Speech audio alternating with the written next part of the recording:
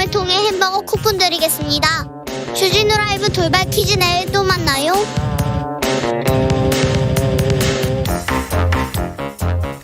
훅 인터뷰 이어가겠습니다. 이번엔 정치권으로 가보겠습니다.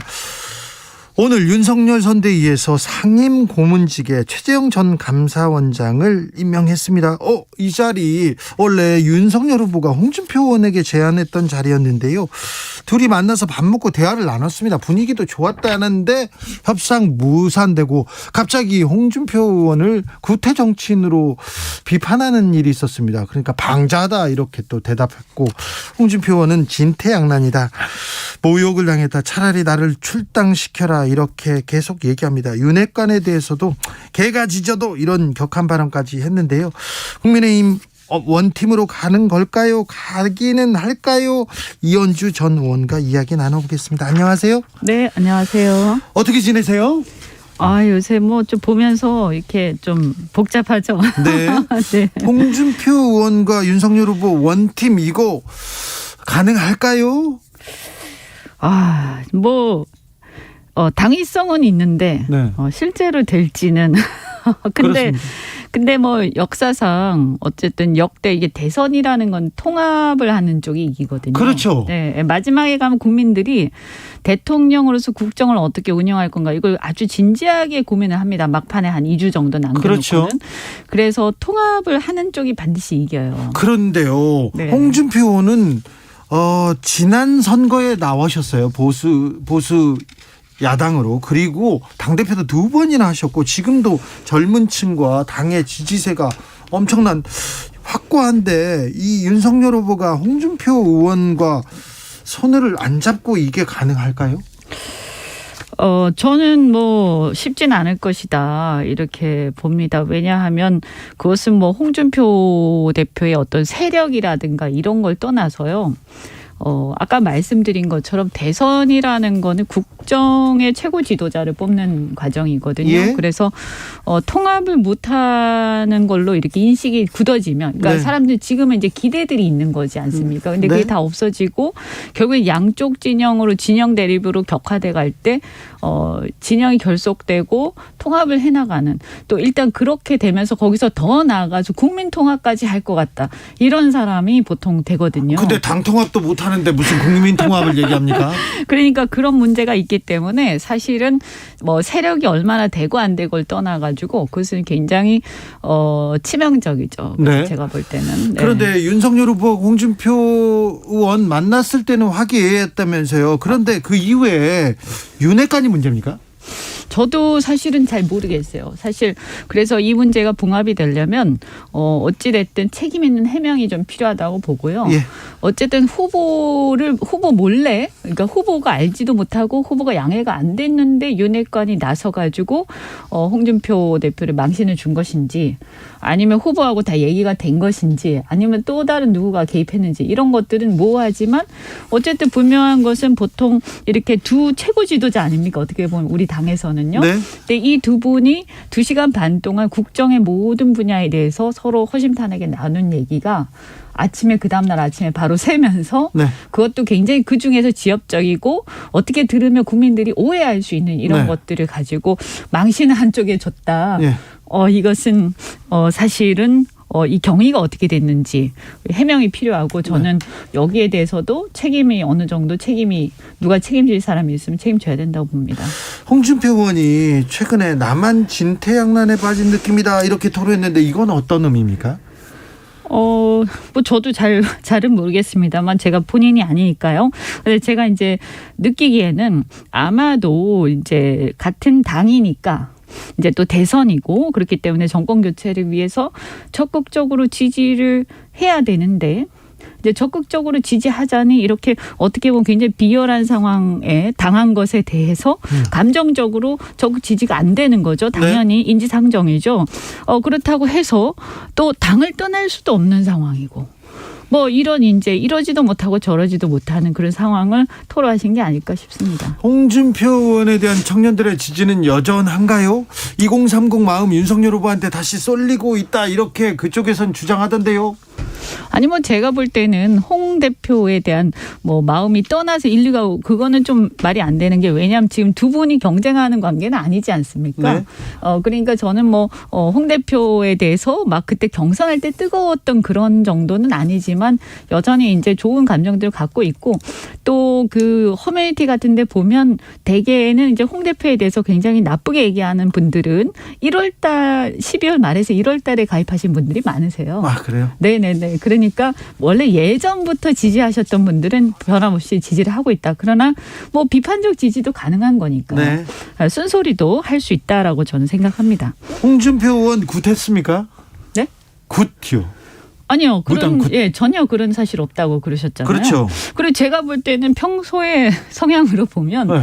별로 굿이라든지 그런 거하고 친하신 분은 아니신 거예요. 그러니까요. 네. 돈 드는 일도 싫어합니다, 이분. 네, 아니 그리고 이렇게 보면 좀 이렇게 쓸데없는 거를 별로 안 좋아하세요. 네네. 이렇게 표현하면 죄송한데. 아니, 맞아요, 네. 맞아요. 저도 조금 아는데 네. 그런 거 싫어하시는 분인데 어떻게 왜 김건희 씨가 그렇게 얘기했을까요? 그러니까 아마 이제 이게 비공개 그 전화니까 네.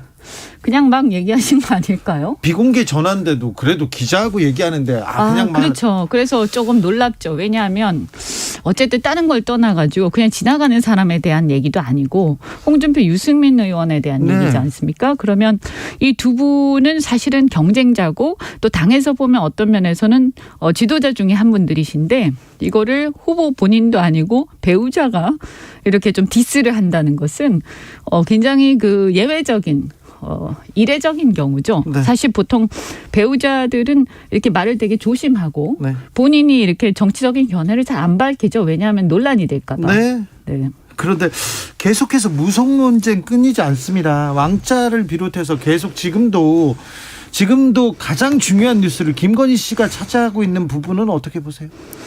아니 저는 그래서 이게 이제 보면 뭐 처음에 왕자는 그랬는데 이제 계속 보면 이 무속 논란이 좀 그냥 일상적인, 그러니까 예를 들어서 무속에 조금 친한 사람들이 있다 하더라도 예컨대 뭐 전보로 간다든지 네. 이런 사람이라고만 생각하기에는 이제 좀 너무 많이 나오고 있어요, 이 논란이. 네. 그래서 저는 이 부분에 대해서도 뭐 해명이면 해명, 아니면 저는 그것보다도 사람들이 걱정하는 것은 이것이 국정에 영향을 미칠까 봐 그런 거 아니겠습니까? 그렇죠. 그러니까 이런 그러니까 분명한 것은 김건희 씨가 무속에 굉장히 친화적이고 그 녹취를 보면 그래서 거기에 대해서 굉장히 많이 의존하는 것은 사실로 보이지 않습니까? 그러면 여기에 대해서 국정에 어떤 이런 것이 영향을 미치지 않도록 하는 뭐 그런 거에 대한 어떤 얘기 또는 윤 후보의 각오 이런 부분들이 좀 해명이 되지 않고서는 굉장히 계속 국민들이 불안할 수 있다. 그래서 이 부분은 저는 굉장히 중요하다. 오히려 네. 갈수록 지금 좀 심각해지고 있다 이렇게 봅니다. 그렇죠. 네. 이 무속 논란은 끊어야 될 텐데요. 어떤 그러니까요. 계기가 있어야 될 텐데 어찌 될지 보겠습니다. 네, 그러니까 뭐 저는 이제 또 제가 종교도 또 네. 기독교이기 때문에 독실한 기독교 신자시죠? 독실까지는 아닙니다만 네. 하여튼 안 독실한 기독교 신자로 네, 할까요? 하여튼 그냥 이제 뭐 독실하다 하면 또 부끄러우니까 네. 그런데 그런 의미가 있어서 저는 좀 사실은 굉장히 걱정스럽습니다. 네. 6006님께서 국민의힘 현재 상황에서 갑은 윤 후보고 을은 홍준표 의원인데 그분 하나 끌어안지 못하는 정도가 되면 뭔가 문제가 있나 봐요 얘기합니다. 로티풀님께서는 경선에 패한 사람이 승자에게 도움을 줘야죠 얘기합니다. 0341님께서 무속인 인증해도 지지율 더 올라가는데 우리 국민들이 무속을 좋아하나 보죠. 무속인 얘기가 계속 나오는데 지지율은 윤석열 후보의 지지율은 올라가는 듯한 모습을 보입니다. 이거 어떻게 보십니까? 뭐 저는 그 지지율 문제는 뭐 사실은 계속 출렁출렁 하는 거니까요. 결국에는 한 2월 중순에도 한 번 더 출렁거릴 거고요. 예. 마지막에 가면 저는 거의 아주 그 박빙의 승부가 날 것이다. 네. 거기서 이제 관건은 뭐냐? 그래서 결국엔 안철수 후보와의 단일화 문제도 굉장히 중요해지고요. 네. 네, 그리고 결국 아까 그래서 말씀드린 것처럼 국민들이 볼 때 이게 세력 간 정치가 연합이 될 수가 있느냐, 통합의 정치를 할 것이냐 이런 분위기가 막판에는 굉장히 중요해집니다. 자, 통합을 이룰 수 있을까요? 자, 국민의힘 내에서 통합을 이룰 수 있을까요? 야당 통합을 이룰 수 있을까요? 단일화도 이룰 수 있을까요? 노력해야죠. 저는 뭐 이 단일화나 통합이나 이 자체가 주는 어떤 상징성, 국가 지도자로서의 그런 게 있고 또 우리가 집권을 설사 하더라도 네. 100석밖에 되지 않는 소수 정당입니다. 사실은. 그래서 민주당을 비롯한 범야권이 굉장히 거의 200석 가까이 되는데 여기서 통합의 정치를 하지 못하면 국정의 유지가 굉장히 어렵죠. 동력이 유지가 안 됩니다. 그래서 이것은 저는 필수적이다. 네. 그래서 이게 뭐 단일화에서 표가 얼마가 오냐 이런 문제가 아니라 사실 어떤 면에서는 어떤 대연 정도 할 수 있는 그런 뭐 실제로 하자는 게 아니라 그런 것도 할 수 있는 어떤 통 큰 정치를 할 수 있어야 된다고 봅니다. 단일화가 이번 대선의 승패를 가를 가장 결정적인 요인이 될까요? 뭐 지금 저희가 또 전략적으로 너무 그것만 얘기하면 좀 그렇긴 합니다만 네. 그러나 결국은 저는 뭐 단일화에 국한해서 말하기보다 어쨌든 통합을 하는 쪽이 이긴다. 네. 이렇게 봅니다. 그건 맞습니다. 통합을 못하면 졌어요, 지금껏. 그렇습니다. 네. 네, 뭐 이제 이명박 때 조금 다른 경우가 있었는데 그 경우는 워낙 예외적인 경우이기 때문에요. 네. 이명박 대통령 자체도 그렇고 그때는 경제에 대한 어떤 경제 성장과 경제 회복에 대한 어떤 열망이 있었죠. 그리고 그 기대가 있었고 그래서 처음부터 기울어진 그거였는데 지금 이 선거는 이번 선거는 그 정도는 아니다라고 봅니다. 네. 이준석 대표가 계속해서 안철수 후보에 대해서 부정적인 발언 계속 던집니다. 비수를 던지는데 이 부분이 단일화에 어떤 영향을 미칠까요?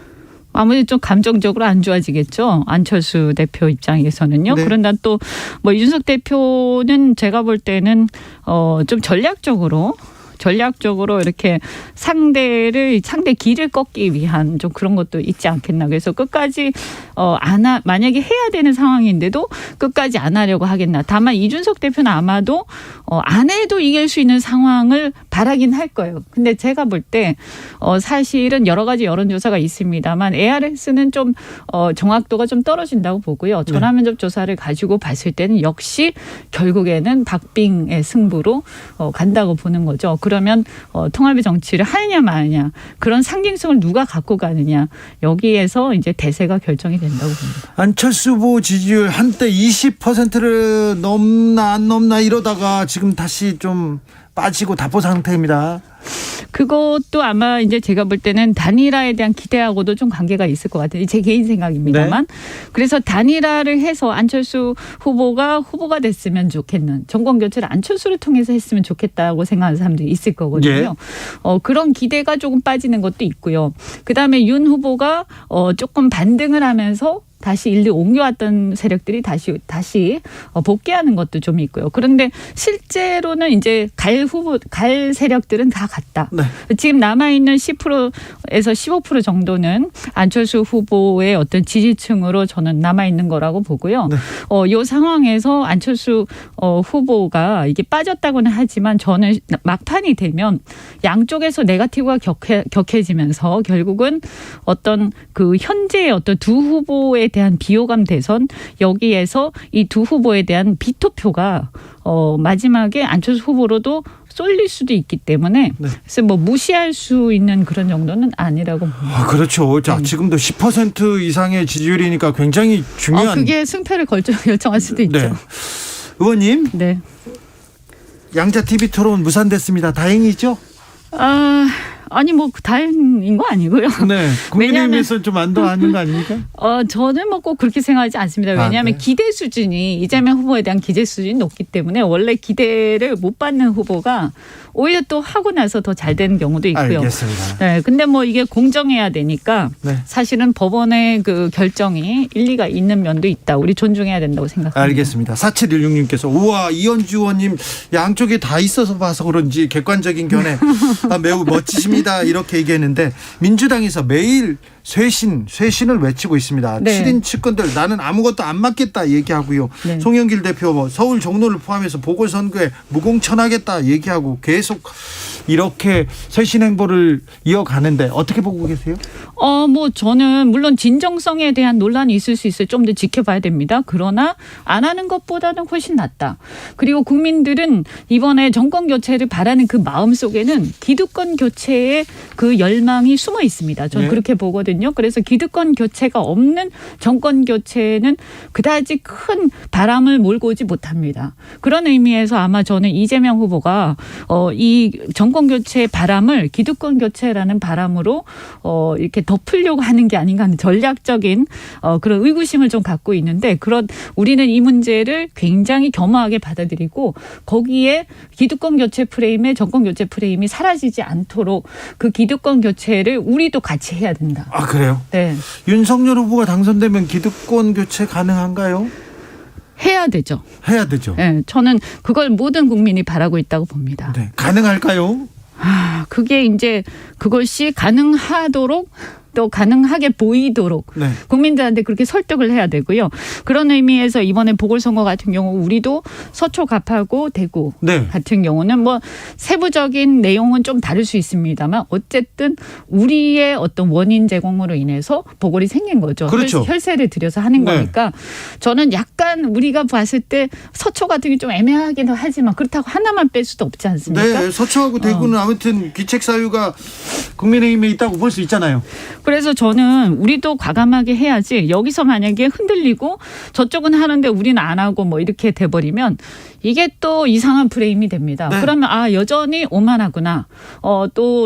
이 예전에 탄핵까지 당했는데 달라진 게 하나도 없구나. 이런 이제 국민들의 마음은 금방 변할 수 있다. 아니, 그렇죠. 탄핵을 당한 정당 아닙니까? 네. 그래서 그런데 아무튼 민주당은 쇄신하는데 바뀐 게 없다. 그런 얘기 나올 수 있죠. 2565님께서 이현주 의원 냉철해지셨어요. 좋아요. 보수가 이렇게 객관적이고 합리적이면 좋겠습니다. 얘기하고요. 010님 이현주님 종로에 나오시죠. 종로에 얘기하십니다. 박근혜 전 대통령 설 전에 메시지를 내시겠죠. 설 주변에. 뭐 낸다고 그 주변 측근들이 얘기를 한 것 같긴 한데요. 네. 요건 어떤 변수일까요? 저는 원래 박근혜 대통령께서는 메시지 많이 내시지 않잖아요. 그죠? 말씀 안 하고만 계셔도 네. 그것 자체에 영향 미치는 분이잖아요. 그리고 네. 메시지 굉장히 짧잖아요. 네. 근데 많은 함축적인 걸 들고 있고. 해석해야죠. 네.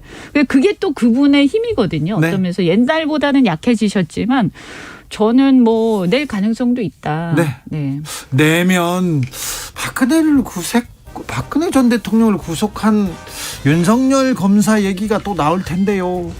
아니 그런 얘기는 뭐 또 무슨 뭐더라 무슨 영화도 개봉한다고 하고 막판 되면 저는 그 리스크는 또 나온다. 그래서 저는 이게 선거 전까지 한두 번 정도 더 출렁이는 상황이 오기 때문에 네, 그렇죠. 절대로 긴장을 놓치지 않고 굉장히 겸허하게 가야만 지금까지 네, 그리고 통합 이현주 전 의원이었습니다. 감사합니다. 네, 고맙습니다.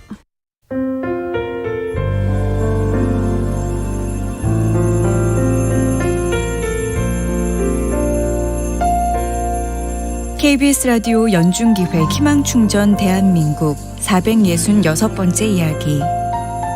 안녕하세요. 아나운서 이현주입니다.